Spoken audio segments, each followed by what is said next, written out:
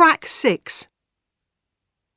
On today's programme, I'm going to be asking the question, are we experiencing more extreme weather nowadays? Or do modern communications just make it easier to find out about such events? Joining me is Roberta Flowers, an environmentalist. First of all, Roberta, can you define extreme weather for us? Yes, very simply, extreme weather is any kind of weather that is different to what we are used to. Hotter, colder, wetter or drier weather. As an example, at the beginning of the year, the USA and Canada experienced very low temperatures. They didn't break any records, but they were the coldest for many years. In Canada, it was just a bad year, but nothing special. In the southern USA, temperatures were 20 degrees lower than usual. That is extreme. The cold weather spread almost to the Mexican border. Here in England, a long summer of dry weather would be extreme. Very pleasant for holidaymakers, but not for farmers or water companies. So, are we experiencing more extreme weather than in the past? It's difficult to say for certain, but I think we are. In 2013, for example, Australia had its driest ever January.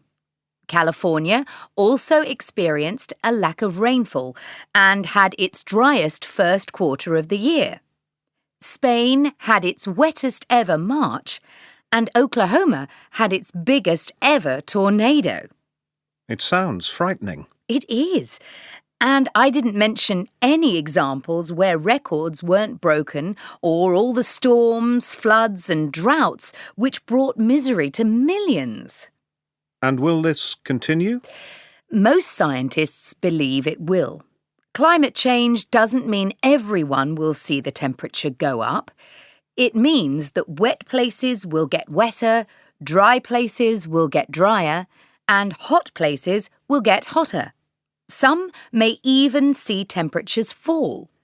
Richer countries often experience less extreme weather because of their geographical location.